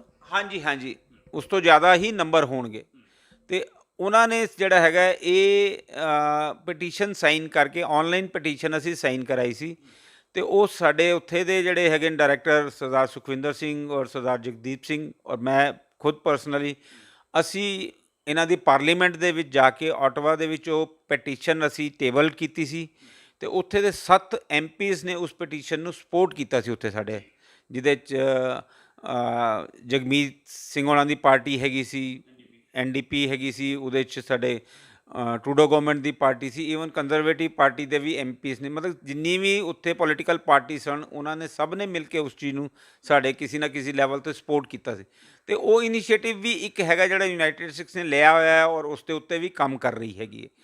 ਅਤੇ ਇਸੀ ਕਰਕੇ ਅਸੀਂ ਹੁਣ UNHCR ਦੇ ਨਾਲ ਗੱਲਬਾਤ ਦੇ ਵਿੱਚ ਹੈਗੇ ਹਾਂ ਕਿ ਅਸੀਂ ਇਹਨਾਂ ਨੂੰ ਕਿਸ ਤਰੀਕੇ ਨਾਲ ਰਿਫਿਊਜੀ ਸਟੇਟਸ UNHCR ਤੱਕ ਇਹਨਾਂ ਦੇ ਰਿਫਿਊਜੀ ਸਟੇਟਸ ਲਈ ਰਜਿਸਟ੍ਰੇਸ਼ਨ ਕਰ ਦਿੱਤੀ ਗਈ ਆ ਕਿ ਰਹਿੰਦੀ ਆ? ਨਹੀਂ, ਹਜੇ ਨਹੀਂ। ਰਜਿਸਟ੍ਰੇਸ਼ਨ ਉਹ ਤਾਂ ਹੀ ਅਸੈਪਟ ਕਰਨਗੇ ਕਿ ਜਿਹੜਾ ਹੈਗਾ ਕਿ ਇਹਨਾਂ ਦਾ ਸਟੇਟਸ ਕਲੀਅਰ ਹੋ ਜਾਏ ਕਿ ਇਹ ਕਿਸ ਸਟੇਟਸ ਦੇ ਬੇਸਿਸ 'ਤੇ ਇੱਥੇ ਆਏ ਹੋਏ ਹੈਗੇ ਨੇ, ਅਤੇ ਉਹਦੇ ਵਾਸਤੇ ਸਾਡੀ ਗੱਲ ਜਿਹੜੇ ਡਿਪਾਰਟਮੈਂਟ ਹੈਗੇ ਨੇ ਉਹਦੇ ਨਾਲ ਗੱਲਬਾਤ ਚੱਲ ਰਹੀ ਹੈ। ਉਮੀਦ ਹੈਗੀ ਕਿ ਆਉਣ ਵਾਲੇ ਹਫ਼ਤੇ 10 ਦਿਨ ਦੇ ਅੰਦਰ ਸਾਨੂੰ ਉਹ ਸਾਰੀ ਕਲੈਰਿਟੀਜ਼ ਮਿਲ ਜਾਣਗੀਆਂ। ਜਦ ਕਿ ਉਹ ਤਾਂ ਕਲੀਅਰ ਆ ਕਿ ਉਹ ਤਾਂ ਉਜੜੇ ਹੋਏ ਆਏ ਆ। ਨਹੀਂ, ਉਜੜੇ ਹੋਏ ਤੇ ਆਏ ਹੈਗੇ ਨੇ, ਪਰ ਹੁੰਦਾ ਨਾ ਕਿ ਕਿਸੇ ਵੀ ਕੰਟਰੀ 'ਚ ਤੁਸੀਂ ਜਾਂਦੇ ਹੋ, ਜਾਂ ਤਾਂ ਤੁਹਾਨੂੰ ਐਜ਼ ਏ ਰਿਫਿਊਜੀ ਅਸੈਪਟ ਕਰਦਾ ਹੈ ਜਾਂ ਤੁਹਾਨੂੰ ਸਿਟੀਜ਼ਨ ਦੇ ਤੌਰ 'ਤੇ ਬੁਲਾਉਂਦਾ ਹੈਗਾ, ਅਤੇ ਉਹ ਕਲੈਰਿਟੀ ਕਿੱਥੇ ਨਾ ਕਿੱਥੇ ਹਜੇ ਕ੍ਰੈਕਸ 'ਚ ਹੈਗੀ, ਉਹਦੀ ਸਾਨੂੰ ਜਿਹੜੀ ਹੈਗੀ ਕਲੈਰਿਟੀ ਨਹੀਂ ਹੈਗੀ। ਹਾਂਜੀ, ਕਿ ਉਹਨਾਂ ਨੇ ਇਹਨਾਂ ਨੂੰ ਕਿਸ ਪੱਖੋਂ ਜਿਹੜਾ ਹੈਗਾ ਇਹਨਾਂ ਨੂੰ ਸਿਟੀਜ਼ਨ ਬਣਾਉਣ ਵਾਸਤੇ ਬੁਲਾਇਆ ਹੋਇਆ ਹੈ ਜਾਂ ਕਿਸ ਤਰੀਕੇ ਨਾਲ ਹੈਗਾ, ਤੇ ਉਸ ਪੱਖੋਂ ਸਾਨੂੰ ਹਜੇ ਉਹ ਕਲੈਰਿਟੀ ਨਹੀਂ ਹੈ। ਤੇ UNHCR ਵੀ ਇਸੀ ਭੰਬਲ ਭੂਸੇ 'ਚ ਜਿਹਨੂੰ ਕਹਿ ਲਓ ਕਿ ਇਹ ਹੈਗਾ ਕਿ ਉਹਨਾਂ ਨੂੰ ਵੀ ਨਹੀਂ ਪਤਾ ਹੈਗਾ ਕਿ ਇਹ ਕਿਸ ਲੈਵਲ ਦੀ ਗੱਲ ਹੈਗੀ ਹੈ। ਤੇ ਉਹਨਾਂ ਨੂੰ ਜਦ ਇਹ ਡਿਪਾਰਟਮੈਂਟ ਕੋਈ ਕਹਿ ਦੇਗਾ ਕਿ ਠੀਕ ਹੈ ਜੀ ਅਸੀਂ ਇਸ ਤਰ੍ਹਾਂ ਨਾਲ ਐਜ਼ ਏ ਰਿਫਿਊਜੀ ਆਏ ਹੋਏ ਹੈਗੇ, ਤੇ ਠੀਕ ਹੈ ਉਹਨਾਂ ਵਾਸਤੇ ਵੀ ਈਜ਼ੀ ਹੈਗਾ, ਕਿਉਂਕਿ ਜਿਹੜੇ ਪਹਿਲੇ ਆਏ ਹੋਏ ਨੇ ਉਹਨਾਂ ਨੂੰ ਰਿਫਿਊਜੀ ਸਟੇਟਸ ਮਿਲਿਆ ਹੋਇਆ ਹੈਗਾ। ਜਿਹੜੇ ਅੱਜ ਤੋਂ 5 ਸਾਲ 10 ਸਾਲ ਪਹਿਲੇ ਦੇ ਆਏ ਹੋਏ ਹੈਗੇ ਨੇ ਅਫਗਾਨੀ ਸਿੱਖ ਔਰ ਹਿੰਦੂ ਭੈਣ ਭਰਾ ਸਾਡੇ ਜਿਹੜੇ ਹੈਗੇ ਨੇ, ਤੇ ਉਹਨਾਂ ਨੂੰ ਉਹ ਸਾਰੇ ਸਟੇਟਸ ਇੱਥੇ ਹੈਗਾ ਰਿਫਿਊਜੀ ਸਟੇਟਸ। ਅੱਜ ਦੀ ਡੇਟ ਵਿੱਚ ਵੀ ਆਪ ਜੀ ਨੇ ਸ਼ਾਇਦ ਇੱਕ ਬੀਬੀ ਦਾ ਇੰਟਰਵਿਊ ਕੀਤਾ ਹੋਣਾ ਮੁਸਕਾਨ ਦਾ, ਹਾਂ, ਤੇ ਉਹਨੇ ਆਪਣਾ she is a Muslim lady, ਤੇ ਉਹਨੇ ਇੱਥੇ ਆ ਕੇ ਜਿਹੜਾ ਹੈਗਾ ਰਿਫਿਊਜੀ ਸਟੇਟਸ ਇੰਡੀਆ ਦੇ ਵਿੱਚ ਲਿੱਤਾ ਹੈਗਾ, ਜਦ ਕਿ ਮੁਸਲਿਮ ਕੰਟਰੀ ਤੋਂ ਆਈ ਹੈਗੀ ਤੇ ਉਹਦੇ ਸਰਕਮਸਟੈਂਸਿਸ ਐਸੇ ਸਨ, ਉਹਨੇ ਇੱਥੇ ਅਪਲਾਈ ਕੀਤਾ ਹੈਗਾ। ਤੇ ਉਹ ਵੀ ਸਾਡੇ ਕੰਟੈਕਟ ਵਿੱਚ ਹੈਗੀ ਹੈ ਕਿ ਅਸੀਂ ਉਹਦੀ ਹੈਲਪ ਕਰ ਰਹੇ ਹੈਗੇ ਇਸ ਚੀਜ਼ ਦੇ ਉੱਤੇ। ਤੇ ਐਸੇ ਬਹੁਤ ਸਾਰੇ ਲੋਕ ਹੈਗੇ ਨੇ ਜਿਹੜੇ ਚਾਹੁੰਦੇ ਹਾਂ ਜੀ ਠੀਕ ਹੈ ਜੀ ਅਸੀਂ ਤੇ ਰਿਫਿਊਜੀ ਸਟੇਟਸ ਹੀ ਹੈਗਾ, ਅਸੀਂ ਨਾ ਸਿਟੀਜ਼ਨਸ਼ਿਪ ਦੇ ਵਿੱਚ ਅਸੀਂ ਨਹੀਂ ਜਾਣਾ ਚਾਹੁੰਦੇ ਹੈਗੇ। ਦਿੱਲੀ ਦੇ ਵਿੱਚ ਕਿੰਨੇ ਕੁ ਅਫਗਾਨੀ ਸਿੱਖ ਵਸ ਰਹੇ? ਜੀ ਮੈਂ ਇਹ ਵਾਲੇ ਪੀਰੀਅਡ ਦੇ ਵਿੱਚ ਤੇ 87 ਫੈਮਿਲੀ ਹੈਗੇ ਨੇ 411 ਦੇ। ਇੱਥੇ ਬਹੁਤ ਗਿਣਤੀ ਹੈਗੀ ਹੈ, ਔਰ ਖਾਸ ਕਰ ਸਾਰੇ ਦੇ ਸਾਰੇ ਵੈਸਟ ਦਿੱਲੀ 'ਚ ਜ਼ਿਆਦਾ ਗਿਣਤੀ ਇਹਨਾਂ ਦੀ ਵੈਸਟ ਦਿੱਲੀ 'ਚ ਹੈਗੀ ਹੈ। ਤੇ ਨੰਬਰ ਵਾਈਜ਼ ਤੇ ਮੈਂ ਕਲੈਰਿਟੀ ਵਾਈਜ਼ ਕੁਛ ਨਹੀਂ ਤੁਹਾਨੂੰ ਦੱਸ ਪਾਵਾਂਗਾ, ਹਜ਼ਾਰਾਂ 'ਚ ਹੈਗੇ ਨੇ, ਇਹ ਤੇ ਸ਼ੋਰਿਟੀ ਹੈਗੀ ਕਿ ਹਜ਼ਾਰਾਂ ਦੇ ਵਿੱਚ ਹੈਗੇ ਨੇ। ਤੇ ਉਹਨਾਂ ਦੇ ਵਿੱਚ ਪਸ਼ਾਵਰੀ ਸਿੱਖ ਵੀ ਨੇ? ਹਾਂਜੀ ਸਾਰੇ ਇੱਕ ਪਸ਼ਾਵਰੀ ਸਿੱਖ ਉਹ ਹੁੰਦੇ ਆ ਜਿਹੜੇ 1947 ਤੇ ਆਏ ਜਿਹਨਾਂ ਨੂੰ ਪਸ਼ੌਰੀਏ ਬੋਲਦੇ ਆ ਆਪਾਂ। ਨਹੀਂ ਉਹ ਤੇ ਪਹਿਲੇ ਤੋਂ ਹੀ ਐਸਟੈਬਲਿਸ਼ ਹੈਗੇ ਨੇ, ਉਹ ਇੱਥੇ ਦੇ ਸਿਟੀਜ਼ਨ ਹੈਗੇ ਨੇ, ਇਹਨਾਂ ਦੇ ਨਾਗਰਿਕ ਹੈਗੇ ਨੇ। ਇਹ ਬੇਸਿਕਲੀ ਇਹ ਅਫਗਾਨਿਸਤਾਨ ਦੇ ਹੀ ਹੈਗੇ ਨੇ, ਜਿਹੜੇ ਅਫਗਾਨ ਕਮਿਊਨਿਟੀ ਦੇ ਡਿਫਰੈਂਟ ਪ੍ਰੋਵਿੰਸ ਤੋਂ ਆਏ ਨੇ। ਨਹੀਂ, ਮੇਰੇ ਸਵਾਲ ਦਾ ਕਾਰਨ ਇਹ ਆ ਕਿ ਪਸ਼ਾਵਰ ਦੇ ਵਿੱਚ ਵੀ ਸਿੱਖਾਂ ਦਾ ਘਾਣ ਹੁੰਦਾ ਰਿਹਾ, ਫੜ ਕੇ ਕਤਲ ਕੀਤੇ ਜਾਂਦੇ ਰਹੇ, ਬੜਾ ਕੁਛ ਦਰਦਨਾਕ ਵਾਪਰਦਾ ਰਿਹਾ। ਉਸ ਤੋਂ ਬਾਅਦ ਕੀ ਪਸ਼ਾਵਰ ਤੋਂ ਕੋਈ ਹਿਜਰਤ ਹੋਈ ਹੋਵੇ, ਇੱਥੇ ਪਹੁੰਚੇ ਹੁਣ ਸਿੱਖ? ਨਹੀਂ, ਉਸ ਤਰ੍ਹਾਂ ਨਾਲ ਐਸਾ ਨਹੀਂ ਕੋਈ ਸਾਡੀ ਨੌਲੇਜ ਵਿੱਚ ਨਹੀਂ ਹੈਗਾ। ਅਗਰ ਕੋਈ ਹੈ ਤਾਂ ਉਹਨੇ ਸਾਨੂੰ ਅਪਰੋਚ ਨਹੀਂ ਕੀਤਾ ਹੋਇਆ, ਤੇ ਉਸ ਬਾਰੇ ਮੈਂ ਕੁਛ ਬਾਬਤ ਕੋਈ ਵੀ ਕਮੈਂਟ ਨਹੀਂ ਕਰ ਪਾਵਾਂਗਾ ਜਿਹੜਾ ਹੈਗਾ। ਆਪਾਂ ਹੁਣ ਗੱਲ ਨੂੰ ਹੋਰ ਅੱਗੇ ਤੋਰੀਏ। ਤੁਸੀਂ ਕਾਫੀ ਹੱਦ ਤੱਕ ਰਿਫਿਊਜੀ ਸਟੇਟਸ ਤੱਕ ਦੀ ਗੱਲ ਕਹੀ ਕਿ ਕੁਝ ਕੁ ਨੁਕਤੇ ਅਜੇ ਬਾਕੀ ਨੇ, ਉਹ ਕਲੀਅਰ ਹੋ ਜਾਣ ਤੇ ਫਿਰ ਅੱਗੇ ਗੱਲ ਤੁਰ ਪਊਗੀ।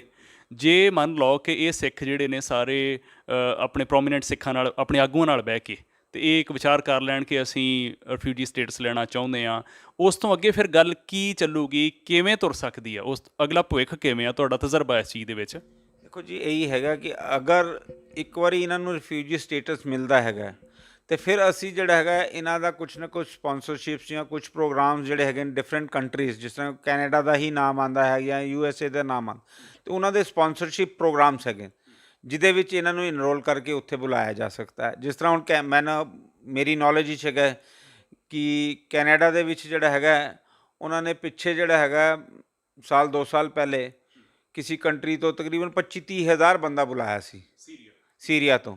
ਤੇ ਉਹਨਾਂ ਨੇ ਜਿਹੜਾ ਹੈਗਾ ਰਿਫਿਊਜੀ ਸਟੇਟਸ ਦੇ ਕੇ ਉਹਨਾਂ ਨੂੰ ਬਾਅਦ ਚੋਂ ਲੌਂਗ ਟਰਮ ਪਲਾਨ ਆਈ ਹੈ ਕਿ ਉਹਨਾਂ ਨੂੰ ਸਿਟੀਜ਼ਨਸ਼ਿਪ ਉੱਥੇ ਦੀ ਮਿਲੇਗੀ। ਤੇ ਅਸੀਂ ਵੀ ਫਿਰ ਇੱਕ ਕੇਸ ਜਾਂ ਇੱਕ ਜਿਹੜਾ ਹੈਗਾ ਪ੍ਰੋਜੈਕਟ ਬਣਾ ਕੇ ਉਹਨਾਂ ਦੇ ਅੱਗੇ ਉਹਨਾਂ ਨੂੰ ਰਿਕੁਐਸਟ ਕਰ ਸਕਦੇ ਹਾਂ ਕਿ ਇਹਨਾਂ ਦੀ ਇਹ ਹਾਲਤ ਹੈ, ਇਹ ਆਪਣੀ ਕੰਟਰੀ ਤੋਂ ਜਿਹੜੇ ਹੋਏ ਹੈਗੇ ਨੇ ਤੇ ਇੱਥੇ ਜਿਹੜਾ ਹੈਗਾ ਸ਼ਰਨ ਮਿਲੀ ਹੋਈ ਹੈਗੀ। ਹਾਂਜੀ, ਤੇ ਉਹ ਇੱਕ ਉਹਨਾਂ ਦੇ ਮੈਂ ਤੁਹਾਨੂੰ ਇੱਥੇ ਇੱਕ ਹੋਰ ਅਪਡੇਟ ਕਰਦਾ ਕਿ ਸਾਡੀ ਟੀਮ ਕੈਨੇਡਾ ਦਾ ਚੈਪਟਰ ਜਿਹੜਾ ਹੈਗਾ ਉਹ ਆਲਰੇਡੀ ਉੱਥੇ ਦੀ ਗਵਰਨਮੈਂਟ ਦੇ ਨਾਲ, ਜਿਹੜੇ ਉਹਨਾਂ ਦੇ ਫੋਰਨ ਅਫੇਅਰਸ ਦੇ ਉਹ ਹੈਗੇ ਨੇ, ਉਹਨਾਂ ਦੇ ਨਾਲ ਗੱਲਬਾਤ ਦੇ ਵਿੱਚ ਆਲਰੇਡੀ ਹੈਗੇ। ਤੇ ਇਹ ਨਹੀਂ ਇੱਕ ਤਰਫਾ, ਅਸੀਂ ਵਰਲਡ ਵਾਈਡ ਲੈਵਲ 'ਤੇ ਜਿੱਥੋਂ ਹੋ ਸਕਦਾ ਹੈਗਾ ਅਸੀਂ ਸਾਰੇ ਇਨੀਸ਼ੀਏਟਿਵਸ ਲਿੱਤੇ ਹੋਏ, ਔਰ ਸਾਡਾ ਇਹੀ ਮੋਟਿਵ ਹੈਗਾ ਕਿ ਇਹਨਾਂ ਨੂੰ ਜਲਦੀ ਤੋਂ ਜਲਦੀ ਸੈਟਲ ਕੀਤਾ ਜਾਏ ਕਿੱਥੇ ਨਾ ਕਿਤੇ, ਚਾਹੇ ਇੰਡੀਆ 'ਚ ਹੁੰਦੇ, ਇੰਡੀਆ 'ਚ ਜੇ ਬਾਹਰ। ਇਹਨਾਂ ਦਾ ਤਾਂ ਇੱਥੇ ਤੱਕ ਦਾ ਵੀ ਕਹਿਣਾ ਹੈਗਾ ਕਿ ਅਗਰ ਕਿਸੇ ਲੈਵਲ 'ਤੇ ਸਾਡੇ ਆਪਣੇ ਦੇਸ਼ ਦੇ ਵਿੱਚ ਹਾਲਾਤ ਠੀਕ ਹੋ ਜਾਂਦੇ ਨੇ ਤੇ ਅਸੀਂ ਮੁੜ ਉੱਥੇ ਵੀ ਚਲੇ ਜਾਵਾਂਗੇ, ਸਾਨੂੰ ਕੋਈ ਨਹੀਂ ਕਿ ਅਸੀਂ ਆਪਣੇ ਦੇਸ਼ ਦੇ ਵਿੱਚ ਜਿੱਥੇ ਜੰਮੇ ਪੱਲੇ ਹੈਗੇ ਹਾਂ ਸਾਨੂੰ ਉੱਥੇ ਜਾਣ 'ਚ ਵੀ ਨਹੀਂ, ਪਰ ਸਾਡਾ ਕਿਸੇ ਨਾ ਕਿਸੇ ਲੈਵਲ 'ਤੇ ਭਵਿੱਖ ਸਾਡਾ ਸੁਰੱਖਿਅਤ, ਸਾਡੇ ਬੱਚਿਆਂ ਦਾ ਭਵਿੱਖ ਸੁਰੱਖਿਅਤ ਹੋਣਾ ਚਾਹੀਦਾ। ਇਹ ਗੱਲਬਾਤ ਯੂਨਾਈਟਿਡ ਸਿੱਖਸ ਦੇ ਭਾਰਤ ਤੋਂ ਡਾਇਰੈਕਟਰ ਸਰਦਾਰ ਪ੍ਰਵਿੰਦਰ ਸਿੰਘ ਨਾਲ ਮੈਂ ਕਰ ਰਿਹਾ। ਅਫਗਾਨੀ ਸਿੱਖਾਂ ਬਾਰੇ ਗੱਲਬਾਤ ਹੋ ਰਹੀ ਆ, ਉਹਨਾਂ ਦਾ ਜਿਹੜਾ ਅਤੀਤ ਆ ਜਾਂ ਵਰਤਮਾਨ ਜਾਂ ਅੱਗੇ ਭਵਿੱਖ, ਤਿੰਨਾਂ ਬਾਰੇ ਗੱਲਬਾਤ ਕੀਤੀ ਆ।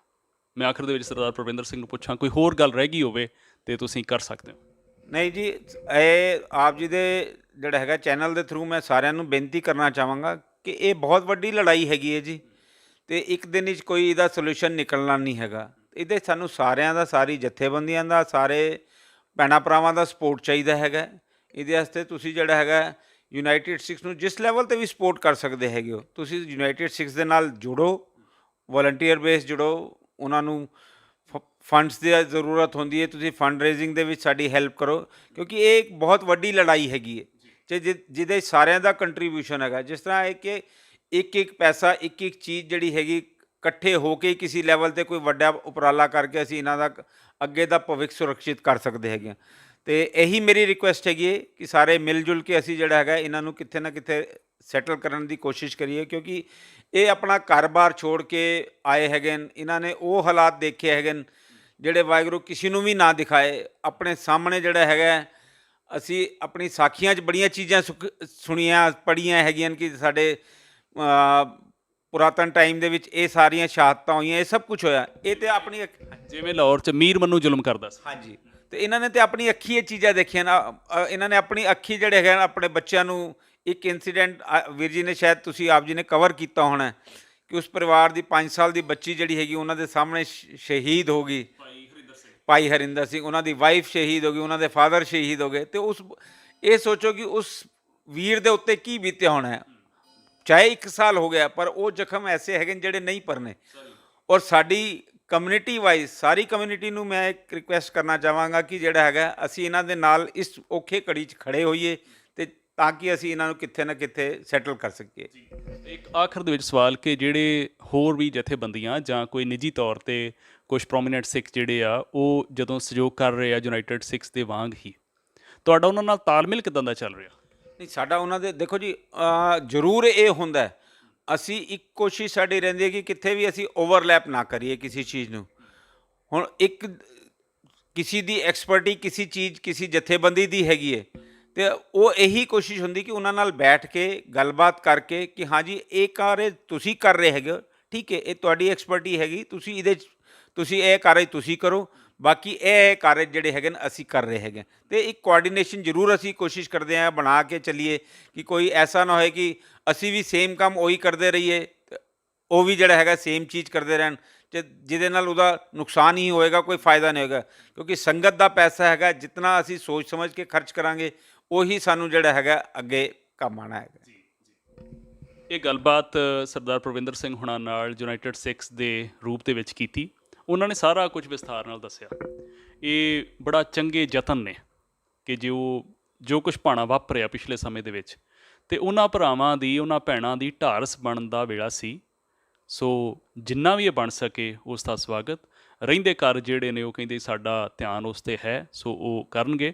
ਇਸ ਦੇ ਇਲਾਵਾ ਜਿਹੜਾ ਹੋਰ ਵੀ ਕਿਸੇ ਵੀ ਸਿੱਖ ਨੇ ਜਦੋਂ ਆਪਣਾ ਵਿਸ਼ਾ ਅਫਗਾਨੀ ਸਿੱਖਾਂ ਦੀ ਮਦਦ ਦਾ, ਇਹਨਾਂ ਦੀ ਮੁੜ ਵਸੇਬੇ ਦਾ, ਇਹਨਾਂ ਦੇ ਭਵਿੱਖ ਦਾ, ਅਤੇ ਅਸੀਂ ਸਾਰੇ ਉਹਨਾਂ ਸਾਰਿਆਂ ਦਾ ਧੰਨਵਾਦ ਕਰਦੇ ਹਾਂ ਜਿਹੜਾ ਕੋਈ ਇੱਕ ਕਦਮ ਵੀ ਚੱਲ ਕੇ ਅਫਗਾਨੀ ਸਿੱਖਾਂ ਦੀ ਮਦਦ ਇਸ ਔਖੇ ਵੇਲੇ 'ਚ ਕਰਨ ਲਈ ਆਇਆ, ਕਿਉਂਕਿ ਸਾਡਾ ਕੌਮ ਦਾ ਮਸਲਾ, ਸਾਂਝਾ ਮਸਲਾ। ਸੋ ਆਖਰ ਦੇ ਵਿੱਚ ਸਰਦਾਰ ਪ੍ਰਵਿੰਦਰ ਸਿੰਘ ਹੁਣਾਂ ਨੂੰ ਮੈਂ ਫਤਿਹ ਦੀ ਸਾਂਝ ਕਰਾਂ। ਵਾਹਿਗੁਰੂ ਜੀ ਕਾ ਖਾਲਸਾ, ਵਾਹਿਗੁਰੂ ਜੀ ਕੀ ਫਤਿਹ ਜੀ।